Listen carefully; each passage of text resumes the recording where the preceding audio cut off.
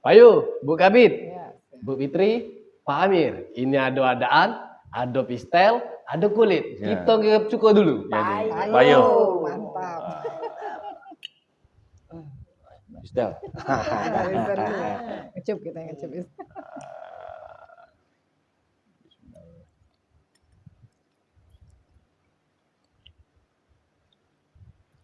Cak Mano, Bu, Pak. Lemaknya. Lemak nih ya.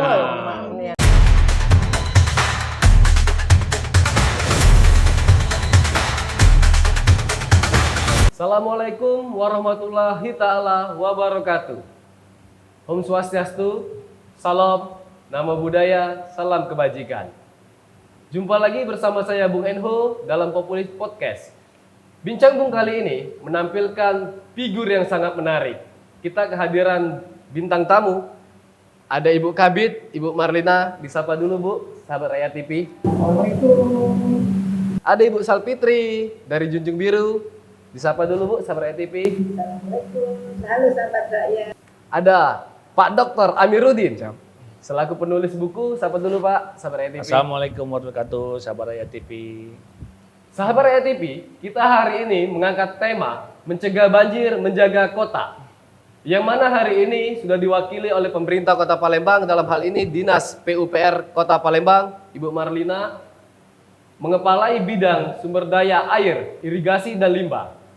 Ibu Fitri selaku owner Bu ya, Junjung Biru, yang mana sekolah berbasis sampah. Benar Bu ya?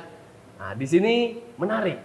Kita juga kedatangan tamu Pak Dokter. Pak Dokter ini selaku penulis buku yang berjudul Model Konseptual Pemberdayaan Masyarakat dalam Upaya Pengurangan Resiko Banjir di Kota Palembang. Masyarakat Kota Palembang sudah mengetahui bahwasanya Palembang ini darurat banjir. Nah, untuk itu kita perlu tahu darurat banjir itu kenapa sih? Dinas PUPR yang akan menjelaskan. Banjir itu kenapa sih, Bu? Siap. Jadi ada pertama yang harus kita pahami dan sosialisasikan serta edukasi kepada masyarakat bahwa ada dua macam, banjir dan genangan. Jadi ada banjir, ada genangan. Yang terjadi kemarin itu genangan. Beda banjir dan genangan apa? Genangan itu durasinya, dari durasi genangan pasti lebih singkat daripada banjir. Dari ketinggian genangan pasti lebih rendah daripada banjir. Dan penyebab genangan itu biasanya lokal. Lokal misalnya ada saluran yang tersumbat. Kalau banjir itu lebih kompleks penyebabnya. Tidak hanya drainase, tapi juga mungkin sungainya sudah tidak menampung lagi. Mungkin juga pasang surut seperti itu. Jadi banyak lebih kompleks. Jadi banjir dan genangan. Nah ini tapi di masyarakat masih belum bisa membedakan antara banjir dan genangan. Sehingga ada air sedikit di jalan, banjir disebut. Rumah bocor, banjir gitu ya. Jadi seolah-olah banjir terus. Nah jadi itulah yang harus dipahami dulu, pertama banjir dan genangan. Baru kita ke lokasi-lokasi yang banjir di mana, lokasi-lokasi genangan di mana, dan solusinya apa. Nah itu tidak bisa dipukul rata, semua solusi sama, tidak bisa. Tapi ada spot-spot yang memang harus dikendalikan secara kompleks menggunakan infrastruktur, dan ada spot-spot yang sebetulnya bisa dikendalikan dengan masyarakat. Jadi lebih ke pencegahan, tidak terjadi lagi, tidak berulang-ulang. Nah ini lebih ke aspek manusianya. Artinya Ibu, banjir itu bisa dikategorikan air yang banyak ya? Karena Ibu tadi bilang banjir dan genangan. Kalau genangan ya sedikit. Oke, mungkin sahabat rakyat kita perlu tahu dari sisi kacamata penulis, seperti apa banjir itu Pak Dokter? Siap. Baik. Assalamualaikum warahmatullahi wabarakatuh. Selamat dulu untuk Populis Podcast ini, Bung Enho luar biasa. Saya sangat bangga bisa diundang di acara ini ya. Jadi mudah-mudahan apa yang dibahas di sini bawa manfaat untuk Kota Palembang. Jadi tadi pertanyaannya apa itu banjir? Jadi banjir itu secara etimologi suatu keadaan Bung Enho yang memang menimbulkan dampak serius, baik moral maupun material. Jadi penyebabnya karena ada sesuatu yang salah ya, dalam baik pengelolaan, baik cara, baik kita memitigasi situasi. Gitu. Nah, jadi banjir itu sebenarnya suatu keadaan, bukan jadi kalau tadi Ibu Malina mengatakan bahwa banjir itu besar, genangan kecil. Kalau saya melihatnya, saya lebih kepada bahwa itu suatu keadaan yang memaksa atau menimbulkan efek negatif bagi si yang merasakan. Terdampak. Jadi kecil besar, kalau kacamatanya kita ternyata banjir juga ceritanya kan. Kalau ini walaupun banjir tidak harus sampai tenggelam, tidak harus sampai setinggi rumah atau apa. Tetapi kalau dikatakan genangan atau banjir kita kelompokkan menjadi dua hal yang seolah-olah, kalau mohon izin Bu Malina, kalau seolah-olah banjir itu adalah berat dan genangan adalah ringan, maka penanganannya juga harus dibedakan. Tetapi kalau genangan kita anggap itu suatu juga musibah, maka apa yang kita kerjakan juga harus ekstra sama gitu. Jadi menurut saya demikian gitu. Itu Bung Eno. Sangat menarik ini. Ini dari kacamata penulis. Karena tidak akan bisa menulis kalau Pak Dokter belum observasinya.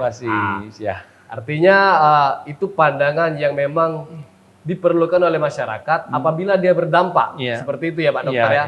Nah, dari sisi penggiat lingkungan, pernah nggak kena banjir, Ibu Salfitri? Oh iya, tadi Bu Ajeng tadi bilang benar kata Pak ini juga, terus saya mendengar juga sama Ibu bahwa banjir dan genangan itu sebenarnya ada yang berat, ada yang tidak berat istilahnya. Nah, menurut saya tadi ada juga Ibu bilangin itu adalah akibat, bukan akibat, ibarat kata itulah akibat dari manusia ya. Nah, itulah yang saya bilangin kenapa sampah itu salah satunya penyebab itu kita lihat pasti yang ditunjuk itu sampah di gorong-gorong ya kan, atau dimanapun itu akan meluap semua. Nah, itu sampah itu adalah perilaku dari manusia sendiri kayak gitu loh. Akibat kelalaian manusia, akibat sembrononya dengan habitnya seperti itu, akhirnya ya timbullah satu penyumbatan yang tadi kata Ibu, dan tadi bilangin itu walaupun kata Ibu tidak jadi antara banjir dan genangan itu sangat beda, tapi ya benar kita yang merasakan terdampaknya itu. Genangan itu juga mengakibatkan satu masalah bagi si sumber daya manusia atau manusia itu sendiri. Jadi pernah Ibu Salfitri? Bukan pernah lagi, karena apa, di lingkungan pun seperti di lingkungan saya ya, kalau saya pun membersihkan selokan yang tidak membersihkan, otomatis air itu akan mencari tempat yang lebih rendah dan dia akan berkumpul, dan kemana sampah-sampah otomatis akan berkumpul di tempat yang rendah seperti itu. Itu sahabat rakyat, Kota Palembang kenapa saya bilang darurat banjir, karena memang Palembang ini tanda kutip daerahnya sangat menarik, betul itu Pak Dokter ya. Makanya kita tanya, apa saja yang sudah dilakukan pemerintah Kota Palembang hari ini, selaku Ibu hari ini mewakili pemerintah Kota Palembang. Sahabat rakyat ingin tahu, Bu. Genangan dan banjir itu memang secara terminologi berbeda. Tapi genangan bisa menjadi banjir ketika curah hujan ekstrim dan juga disertai dengan pasang. Jadi lokasi-lokasi yang biasanya tergenang, itu seperti kemarin ada beberapa lokasi yang tergenang, itu akan menjadi banjir kalau tidak segera ditangani. Oleh karena itu ketika masih kecil, masih berupa genangan, marilah kita tangani, segera tangani. Jadi kenapa marilah? Karena itu tidak bisa dikerjakan oleh pemerintah sendirian. Perlu peran serta masyarakat untuk menangani banjir dan genangan di Kota Palembang. Bahkan kalau banjir itu justru akan menjadi perhatian yang sangat besar dari pemerintah pusat. Seperti kejadian tanggal 25 Desember tahun 2021 itu banjir. Nah, ketika terjadi hal tersebut, maka pemerintah pusat turun tangan. Sehingga alhamdulillah apa yang dilakukan pemerintah saat ini sudah akan memulai, bahkan sudah memulai untuk Sungai Bendung. Jadi Subdas Bendung khususnya itu, jadi kita tidak bisa menangani itu sporadis. Pemerintah pusat itu lebih ke satu Subdas selesai. Nah, mohon maaf bukan Subdas lain tidak diakomodir, tapi tuntas satu persatu masalahnya. Jadi Subdas Bendung itu sudah ada pendanaan dari pusat, dan insya Allah walaupun memang belum 100% karena belum tender, 99% akan digelontorkan untuk Kota Palembang karena dianggap Sungai Bendung tadi sudah memang masalah banjir, darurat banjir tadi untuk Sungai Bendung.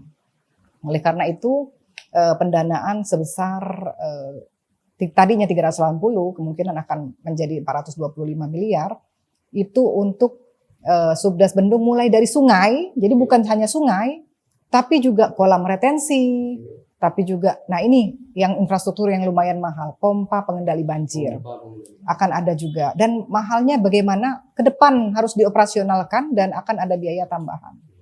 Nah ini juga ya jangan sampai kota-kota subdas-subdas lain menjadi sama. Sebetulnya harapan kita seperti itu, jangan sampai karena biaya infrastruktur yang begitu besar. Alangkah sayangnya kalau memang bisa kita cegah dari sekarang tidak menular ke subdas-subdas lain, karena kita punya banyak kebutuhan. Pendidikan juga harus diprioritaskan.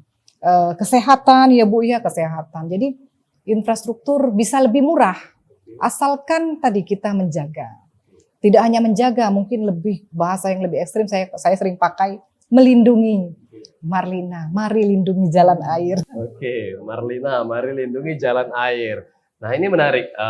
Sebelum saya ke materi selanjutnya, ini menarik. Dari sekian banyak titik air dalam tanda kutip, ya masyarakat taunya banjir, itu berapa sudah dilakukan pengurangan ataupun Ibu tadi bilang, oh ini Sungai Bendung, ada lagi kolam retensi. Nah pemerintah sendiri sudah melakukan penanggulangan atau mencegah banjir ini, apa upaya yang signifikan dan berapa titik yang sudah berkurang? Mungkin dijelaskan Bu di Sabaria TV. Kalau dengan penanganan Sungai Bendung ini, perhitungan kemarin kami secara secara matematisnya bisa turun 25%. Tapi untuk yang lebih signifikan sebetulnya ada hal lain yang bisa kita lakukan dengan budget yang sangat minim. Tapi persentase penurunan luar biasa lebih besar. Itu kalau perhitungan sekarang ada penelitian dari mahasiswa S3 Unsri mengenai antropogenik, pengaruh manusia terhadap banjir. Itu Pak Edi Santana sekarang mengambil S3, kebetulan kami juga sedang mengambil S3, tapi kami membahas masalah teknisnya. Untuk Pak Edi Santana membahas tentang antropogenik, pengaruh manusia terhadap pengendalian banjir. Nah itu belum ada hasil, belum bisa dipublis sebetulnya, tapi saya dapat bocoran di atas 50%. Artinya ada upaya-upaya yang bisa kita lakukan dengan biaya yang sangat minim, tapi hasilnya lebih besar, yaitu dengan mengendalikan manusianya. Nah ini antropogenik. Nah ini sebetulnya ini yang terus kita tingkatkan karena tadi biaya infrastruktur itu mahal dan juga operasionalnya juga sama saja, ada butuh dana. Sementara kalau kita mencegah, sama-sama gotong royong, tadi gotong royong baik melindungi ruang air, melindungi jalan air. Apa yang dilakukan? Sampah tadi Bu, itu sangat bagus sekali Bu, mengolah sampah, disimpan, dimanfaatkan sehingga tidak masuk ke saluran dan sungai. Bangunan-bangunan ketika mau membangun, mau menimbun adalah bagian daripada pembangunan. Jadi kalau ada yang bilang, kami cuma nimbun itu adalah cikal bakalnya membangun. Jadi artinya nimbun, baru. Iya, jangan sampai menciptakan genangan baru. Jadi apa? Boleh membangun karena Palembang kota metropolitan yang tidak bisa kita cegah untuk berkembang, bahkan harus kita bangkitkan karena perekonomian juga akan berkembang ketika adanya pembangunan. Tapi bagaimana membangun tanpa memberikan masalah bagi lingkungan. Membangun tanpa memberikan masalah. Tadi saya tanya ke Ibu, titiknya tadi dari pantauan tim Sabar Rakyat, Simpang Polda, itu yang biasanya tergenang kalau hujan 1 jam. Ada juga Simpang 5, DPRD Sumsel, Skip tadi. Nah, artinya titik-titik yang kalau di jalan itu masih rawan dengan banjir itu Bu. Nah, bagaimana dengan di perumahan-perumahan masyarakat kayak di kebun bunga, itu seperti di kebun bunga, Bu? Nah, apakah ini sudah berkurang ataukah ada penanggulangan seperti apa dari pemerintah mengenai banjir yang ada di Kota Palembang? Sesuai dengan tema kita mencegah, Bu, daripada tenggelam. Benar Pak Dokter ya, daripada tenggelam duluan, lebih baik kita mencegah. Nah, apa saja yang sudah dilakukan? Betul. Jadi kalau yang akan dilakukan seperti Simpang Polda, Sekip, itu daerah itu sudah sebendung semua. Insya Allah dengan adanya kegiatan infrastruktur ini yang mahal biayanya, tapi insya Allah akan tertangani lah lokasi-lokasi yang disebutkan. Tapi ada juga yang memang harus kita lakukan selain itu.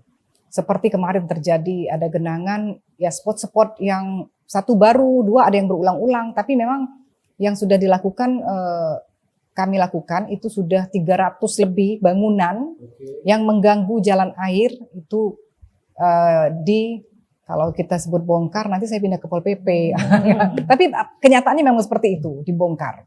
Karena tidak ada cara lain selain dengan membongkar. Memang ada yang merasa terusik lah gitu seperti itu. Tapi ya ini mohon maklum, mungkin melalui media kami akan menyampaikan bukan keinginan kami tapi tidak ada pilihan lain.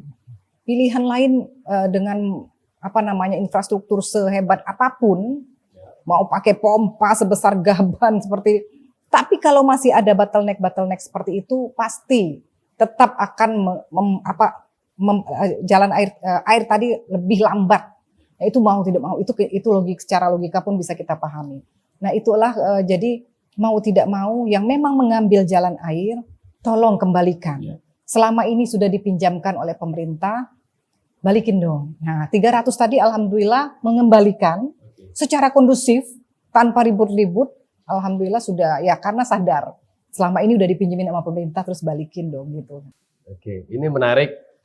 Di sini sudah ada buku dari Pak Dokter, bukunya Model Konseptual Pemberdayaan Masyarakat. Nah, ini dari sisi pandangan Pak Dokter sendiri, banjir ini yang selalu disalahkan pemerintah. Cuma masyarakatnya sendiri terkadang tidak sadar diri. Nah, seperti apa pandangan Pak Dokter mengenai banjir ini? Ya, baik. Jadi begini, upaya menanggulangi banjir itu ada dua. Ya, secara apa yang saya ketahui, ada upaya struktural dan non struktural. Nah, secara struktural ini ialah melibatkan pemerintah. Ialah tadi Bu Malina sampaikan anggaran sekian buat kolam retensi, membangun saluran air dan sebagainya, itu upaya struktural. Dan ada juga non struktural, ialah melibatkan aspek-aspek atau stakeholder masyarakat. Nah, salah satu yang tadi saya sampaikan Bu Malina adalah dengan adanya kegiatan gotong royong. Sebenarnya antropogenik itu melibatkan masyarakat, salah satu upayanya adalah gotong royong. Nah, gotong royong itu kalau secara keilmuan itu entitas, Pak. Entitas ataupun identitas di pojok identitas kira-kira kalau kita bahasanya itu di pojok identitas, di atas identitas. Jadi entitas sudah mendarah daging, kalau dibelah ini pasti ada gotong royong. Jadi suka tidak suka, mau tidak mau, keturunan siapa saja, asal daerahnya dari mana, pasti gotong royong itu mereka pasti mau. Karena yang pertama kita negara Muslim terbesar, kemudian juga memang budaya demikian. Jadi gotong royong itu suatu gerakan yang dilandaskan oleh rasa prikemanusiaan dan sosial. Jadi bukan hanya karena disuruh gitu.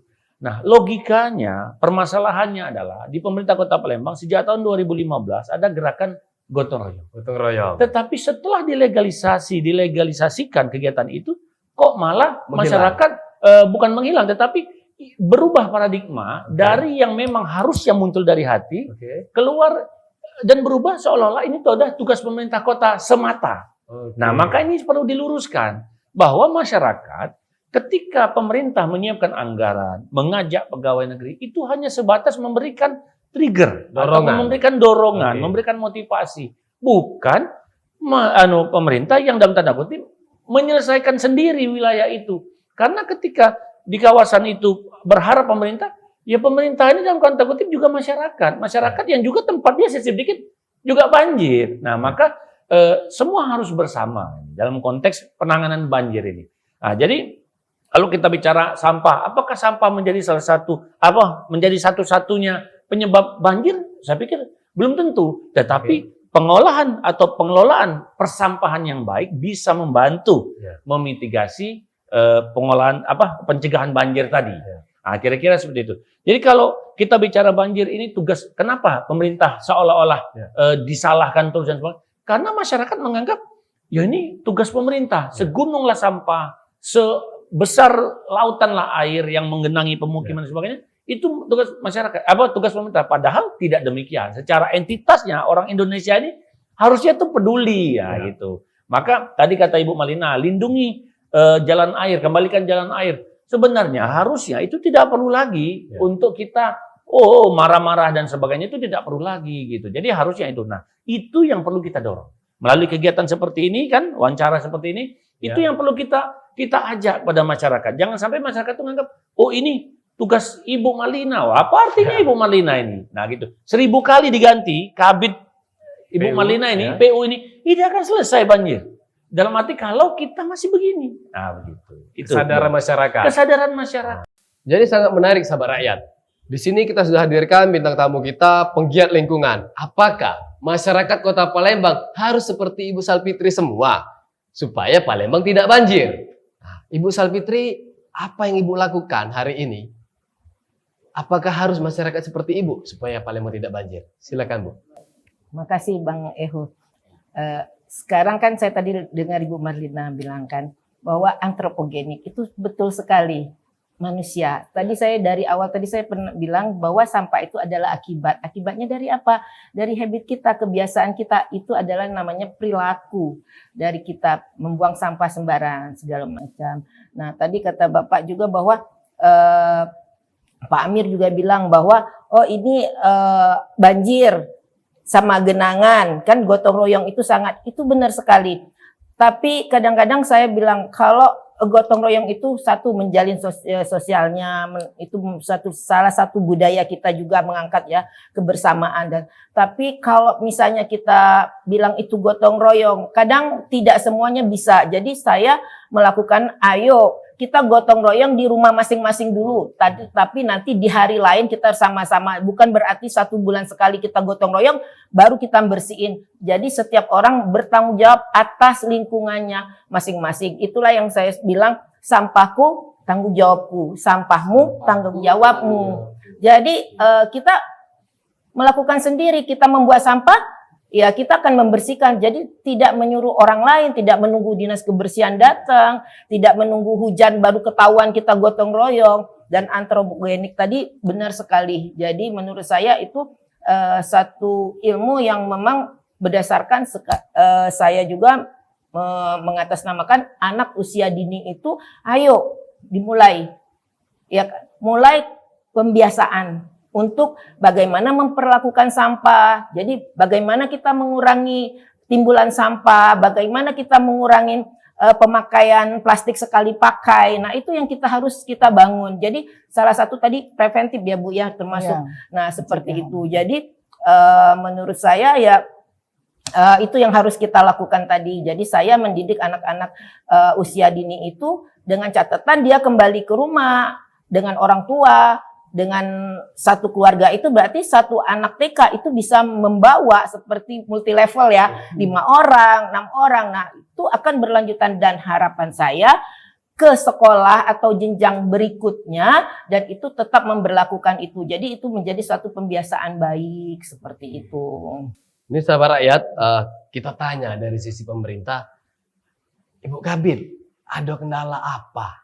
Ada kendala apa dalam menanggulangi banjir sehingga banjir ini tidak bisa signifikan kita hilangkan? Apa kendalanya, Bu? Kendala teknis dan non teknis seperti disampaikan Pak Dokter tadi ya. Kalau non teknis ya seperti tadi ya. Buku ini sangat bermanfaat, gotong royong. Jadi gotong royong itu tidak hanya tadi akibatnya sampah yang ada. Tapi gotong royong tadi menyiapkan, mencegah juga bersama-sama, memberikan jalan air dengan saluran yang ukuran sekarang pun, kalau tata guna lahan berubah, apakah cukup? Nah itu kan kami juga sedang mempelajari, simulasi hidrolikanya. Cukup nggak sih dengan kapasitas tampung yang ada? Kalau kita ubah simulasinya, kita ganti semua jadi perumahan, cukup nggak? Nggak cukup. Makanya dari itu kami setiap masyarakat mengusulkan saluran kecil, saya bilang, Apalah salahnya dibuat besar? Space-nya juga masih ada. Ada space-nya 1 meter, tapi dibikin 50 cm. Kenapa buat mobil biar bisa lewat 2? Saya bilang, jalan air juga penting. Karena apa? Jangan tinggalkan air mata.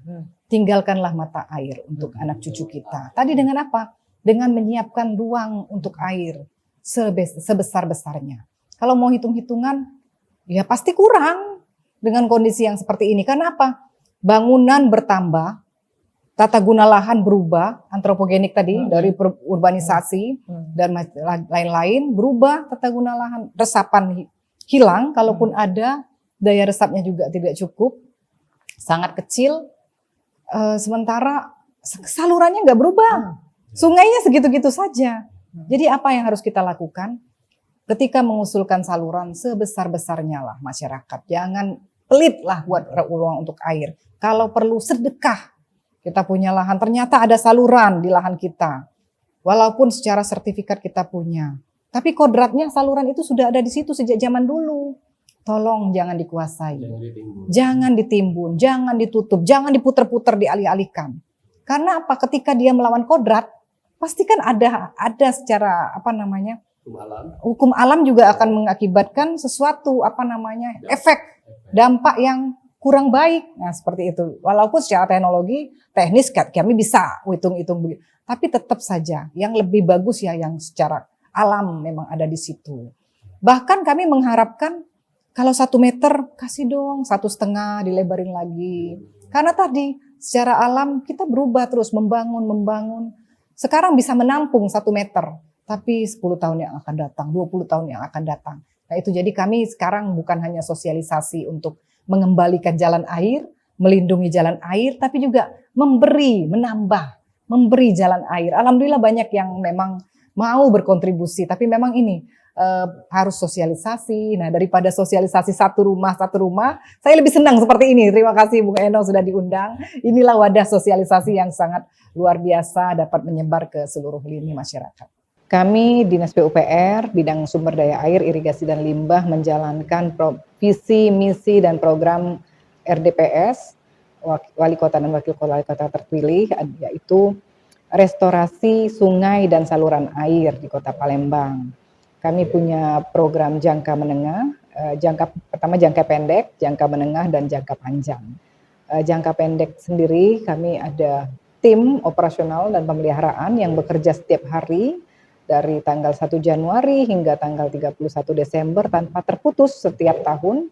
Itu tugasnya adalah merestorasi sungai dan saluran di Kota Palembang, membersihkan, dan ya setiap hari bekerja, dan juga ada kolam retensi, dia ada yang membersihkan, pompa pengendali banjir, dan juga satu lagi ya sungai, saluran dan sungai. Di sini kami membutuhkan peran serta masyarakat karena membersihkan dengan sebanyak apapun jumlah orang, 500 orang, kalau tetap sampah dibuang ke saluran, limbah tetap dibuang ke saluran, maka pekerjaan itu akan menjadi berat dan sulit mencapai target dalam bekerja. Juga kami alhamdulillah tahun ini mendapatkan untuk tools dari Pak RDPS, yaitu berupa 2 alat berat amfibios tambahan ya, sebelumnya sudah ada 2 dan ada 2 sekarang ada ditambah 2 lagi amfibios, dan 2 mini ekskavator serta 1 truk. Jadi alhamdulillah terima kasih Pak RDPS, tools yang diberikan sangat bermanfaat dan dapat meningkatkan kinerja kami. Dan tentu saja tools ini harapan kami akan terus ditambah setiap tahun, dan bahkan kami juga selalu setiap tahun minta ke Pak Gubernur melalui dana Banggup. Mungkin tahun ini belum dapat, harapan kami tahun depan bisa mendapatkan tambahan alat berat dan truk ya untuk pembersihan yang setiap hari dilaksanakan oleh petugas. Dan harapan kami juga tidak hanya dari pemerintah, kami juga memohon bantuan daripada CSR, TJSL, dari swasta untuk juga mensupport program pemerintah restorasi sungai dan saluran ini. Karena pekerjaan akan menjadi lebih cepat dan lebih dapat mencapai target ketika toolsnya lengkap. Nah, ini tools ini yang memang belum kita miliki seideal ya, belum jumlahnya belum ideal. Jadi harapan kami memang ada tambahan lagi, dan terima kasih kepada Pak RDPS yang sudah menambahkan tools-tools untuk kami bekerja sehingga dapat menjadi lebih baik daripada sebelum-sebelumnya. Ini menarik, Pak Dokter. Ya.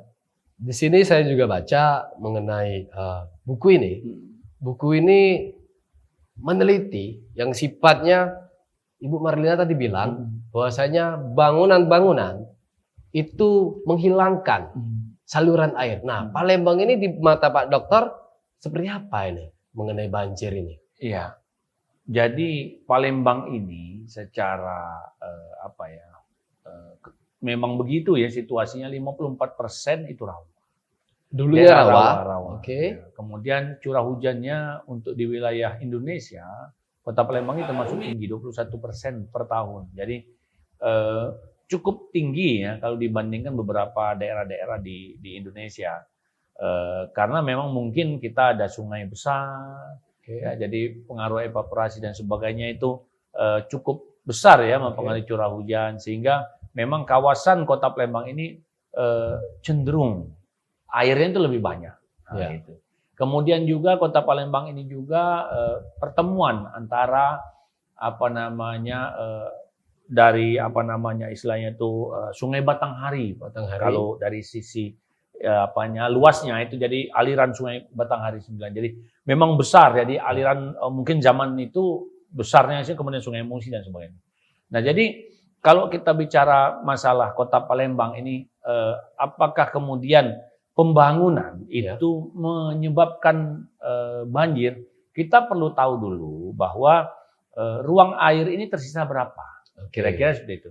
Ruang air ini di Kota Palembang berapa persen lagi ruang air di tempat kita ini. Nah, jadi begini, saya teringat idolanya Bung Enho nih, Tan Malaka ini ngatakan kerja keras tanpa strategi itu nol. Ya, jadi sia-sia saja kerja keras tanpa strategi itu. Maka dalam merumuskan suatu kebijakan ini mungkin masukan untuk pemerintah Kota Palembang, juga strateginya yang memang dalam jangka yang jangan hanya jangka pendek, tetapi jangka panjang. Maupun yang memang menyeluruh gitu ya. Nah, jadi kadang-kadang kita membuat kebijakan itu hanya berlaku ketika ibu di situ kira-kira, atau ketika wali kotanya di situ, ketika bergantilah orang-orangnya ini hilanglah kebijakan itu. Padahal yang merasakan sampai anak cucu kita dan sampai keturunan. Nah, jadi bagaimana kebijakan itu kemudian bisa long lasting, jadi berlaku bagi semua dan berlaku bagi semua wilayah. Kalimat Venesia dari Timur, apakah itu masih berlaku untuk Kota Palembang? Jadi begini, kalimat Venesia dari Timur itu sebenarnya sampai hari ini tuh harusnya kita pegang. Ya. Kota Palembang ini kota bahari. Ya, dalam arti kalau kita bicara kota bahari itu memang kota pelayaran. Jadi Kota Palembang ini ya ikon-ikon Kota Palembang ini cenderung dia menghadap ke sungai. Nah, maka sebenarnya konsep pemerintah Kota Palembang membalikkan wajah permukiman itu ke sungai itu sebenarnya sudah sangat bagus, tetapi ada satu hal, Kota Palembang ini dipengaruhi pasang surut Sungai Musi. Nah, maka kadang-kadang kalau kita bicara, oh ini pengen saya dilewati ini kapal-kapal lagi, mungkin bisa, tetapi secara situasi kalau sekarang itu mungkin agak. Ini menarik sahabat rakyat. Sahabat rakyat perlu ketahui bahwasanya pemerintah hari ini memberitahukan bahwasanya sudah melakukan jalan air itu dibuka dengan anggaran yang besar, Bu ya. Hari ini pemerintah mengupayakan itu, tetapi dari masyarakat juga harus turut serta. Untuk apa? Untuk kita sama-sama mencegah banjir. Sahabat rakyat, kita perlu tahu, ini Ibu Kabid pasti punya unek-unek juga. Suka dukanya apa, Bu? Selama Ibu menjabat sebagai Kabid Bidang SDA IL di PUPR Kota Palembang. Silakan, Bu, disampaikan dengan sahabat rakyat. Ya, sumber daya air, irigasi dan limbah. Dari namanya saja sudah jelas itu sangat kompleks. Jadi tidak hanya air hujan, tapi juga air kotor, air bersih, irigasi itu masuk ke bidang kami. Dari segi tupoksi memang sudah sangat berat. Tapi selama itu didukung oleh masyarakat dan stakeholder terkait, sebenarnya itu tidak menjadi berat. Pekerjaan ini tidak bisa kami selesaikan sendirian. Kami butuh peran serta daripada stakeholder terkait dan masyarakat.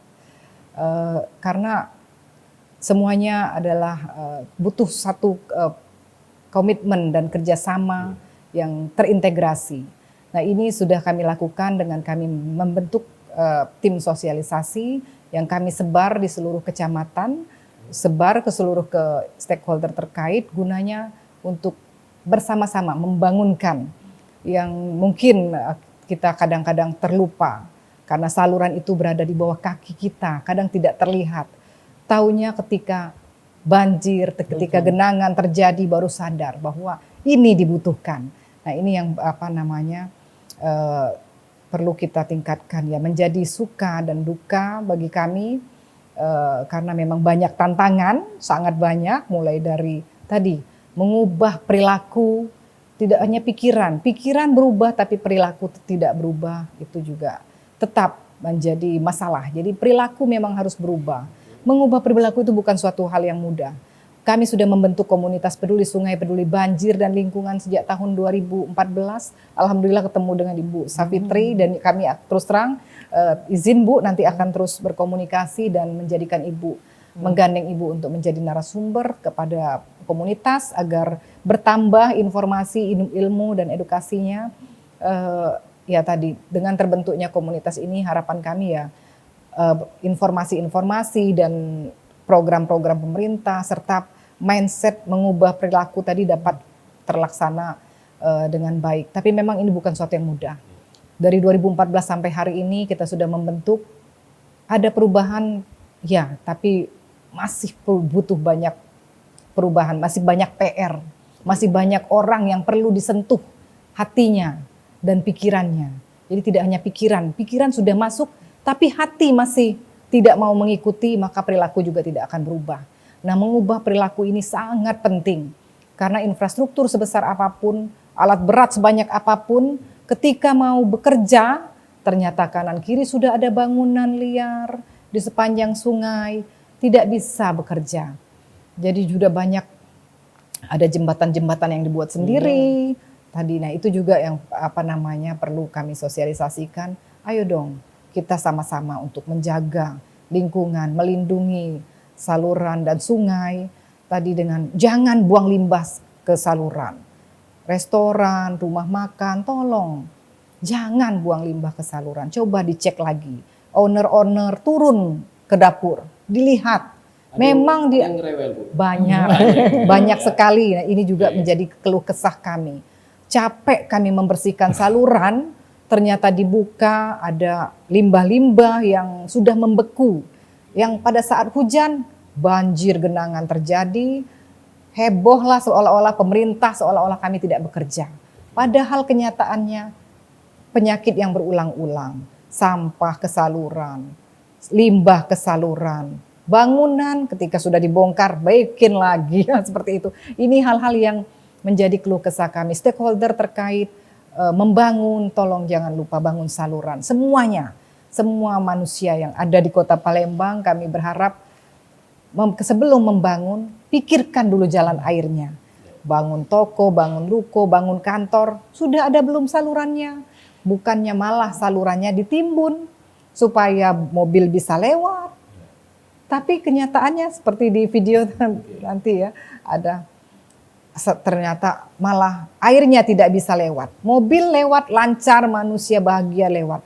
Ketika hujan baru terasa efeknya, dampak negatifnya baru terasa. Siapa yang harus disalahkan? Mari kita introspeksi. Pak Dr. Amiruddin, kita beri ruang. Apa harapan Bapak selaku penulis buku yang sangat menarik ini? Baik, jadi khususnya izin Bapak untuk masyarakat Kota Palembang, khususnya untuk pemerintah sendiri yang sifatnya kontinu. Karena kita masyarakat Kota Palembang ini perlu menjaga kota dengan mencegah banjir. Silakan. Baik, Pak Dokter. saya mulai dari masyarakat dulu. Jadi untuk warga Kota Palembang, saya bangga jadi orang Palembang, Bung. Jadi saya meyakini dan sampai hari ini saya percaya bahwa orang Palembang ini adalah warga-warga yang terhormat. Oke. Perilaku-perilaku yang mungkin melanggar aturan itu saya yakini orang-orang Palembang ini tidak demikian. Oke. Nah, jadi termasuklah salah satu misalnya membuang sampah sembarangan. Itu sebenarnya bukan ciri orang Palembang yang sebenarnya. Nah, jadi harapan saya ya bahwa pemerintah sebenarnya betul tadi kata Bu Marlina tidak bisa bekerja sendiri. Intinya kata kuncinya adalah partisipasi. Itu perlu ditingkatkan. Nah, memang tidak bisa disamakan Bung Enho, Bu Marlina, Bu Fitri. Kota Palembang ini 18 kecamatan, 18 pula ciri khas ya. Mungkin di daerah Ibu Tuan Kentang penanganannya harus begini. Ya. Di daerah Lapangan Hatta harus begini, di daerah Sekip harus begini, di Sako dan sebagainya. Jadi tidak bisa disamakan. Maka masyarakat juga sebenarnya sudah paham terhadap situasi-situasi itu.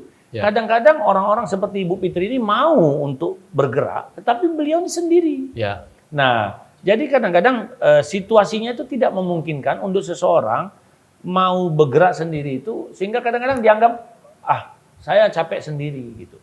Nah, padahal sebenarnya banyak masyarakat yang masih harapannya itu tinggi terhadap Kota Palembang, khususnya dalam rangka bagaimana Palembang bisa bebas banjir. Oke. Nah, itu. Maka kepada warga Kota Palembang, jangan sampai ada lagi lah ya cara-cara yang mungkin menurut saya masih kurang baik dan itu tradisional sekali itu. Kalau saya bilang mungkin ini ya, zaman sudah maju, sarana sudah lengkap, pemerintah sudah menyiapkan. Kenapa kita tidak memanfaatkan?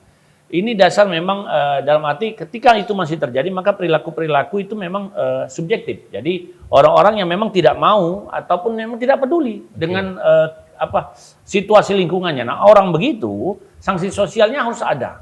Jadi terhadap orang-orang yang demikian, masyarakat di sekitarnya itu harus mau bicara, harus mau bergerak, harus mau menegur. Tidak bisa hanya berandalkan dengan pemerintah. Itu satu bagi masyarakat. Kemudian bagi pemerintah. Jadi tadi saya sampaikan bahwa orang Palembang ini sebenarnya tinggi harga dirinya. Setelah saya pelajari, saya teliti, orang Palembang ini tinggi harga dirinya. Pemerintah idealnya membuat suatu persaingan yang kompetitif yang memang positif. Jadi bisa kita buat perbanyak dengan sistem seperti pemberdayaan masyarakat itu lomba-lomba dan lain sebagainya ya. Itu diperbanyak. Nah, biasanya orang Palembang akan lebih suka yang demikian. Kemudian kedua, saya menyarankan setiap apapun yang berkaitan dengan masyarakat itu sebenarnya harus tahu. Tadi Ibu sampaikan ketika Adipura, Ibu diminta untuk beres-beres. Sudah dapat adipuranya, udah tahu nih, udah dapat adipura. Memang itu yang terjadi demikian. Saya pernah mengusulkan ini kepada instansi terkait dalam hal ini, baik instansi teknis maupun dari badannya.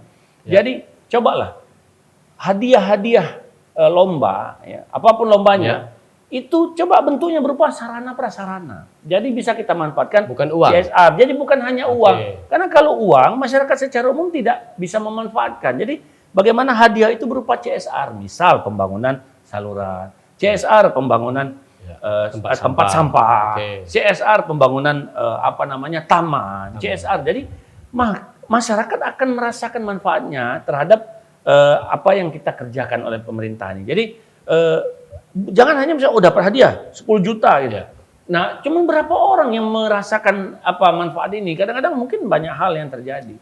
Nah, maka bisa itu digunakan. Kemudian yang kedua, yang ketiga, saran saya manfaatkan karakter antropogenik tiap wilayah. Jadi tidak bisa setiap wilayah itu disamakan. Ya, jadi pemangku adat, tokoh-tokoh adat, pemuka masyarakat di situ itu yang perlu kita berdayakan sebenarnya. Nah, bagaimana pemerintah kota merangkul mereka-mereka itu? Karena seperti saya bilang, orang Palembang ini Bu Marlina ternyata Bung Enho lebih takut dengan bici. Lebih takut dengan mangci, lebih takut dengan yai, lebih takut daripada takut dengan anggaplah wali kota, anggaplah penegak hukum. Katakanlah begitu. Dengan aparat. Iya, aparat ataupun pemerintah ataupun petugas. Kenapa? Karena ketika petugas dia dilawan. Malahan Oke. cenderung akan melawan dan cenderung akan tetap seperti itu. Tapi ketika yang ngomong ini adalah, oi kamu nih, Mangci nih malu.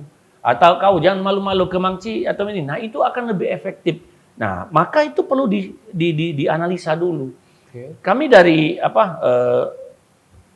sama nih sama Ibu Marlina ini kan. Jadi dari peneliti lingkungan ini banyak sebenarnya orang-orang yang mau memberikan idenya terhadap solusi banjir. Jadi pemerintah bisalah dalam arti lebih perbanyak lagi pelibatan terhadap akademisi untuk bicara masalah banjir ini. Itu mungkin Ibu, Pak. Ibu Salfitri, ini harapan Ibu. Seperti podcast kita kemarin, sampaikan lagi harapan Ibu. Khususnya hari ini Ibu sampaikan langsung kepada pihak pemerintah yang hari ini datang. Silakan Bu. Ya, jadi begitu. Jadi harapan saya bahwa adanya SDGs, jadi keberlanjutan. Jadi kita bila melakukan sesuatu jangan hanya seremonial, tapi apa keberlanjutannya. Dan harapan saya setiap kali ada event besar, tolong diumumkan para audiens atau peserta, mau peserta lari, mau apa, jangan membuang sampah. Jadi jangan seolah-olah biar aja nanti ada petugasnya. Bagaimana si peserta itu sendiri, si audien itu sendiri mengemas sampahnya sendiri. Nah, jadi itulah namanya sampahku, tanggung jawabku, sampahmu, tanggung jawabmu. Kita jaga alam ya Bu ya, alam akan alam jaga jaga kita. Terima kasih kepada narasumber. Kita jumpa lagi dalam Populis episode selanjutnya. Wassalamualaikum warahmatullahi taala wabarakatuh.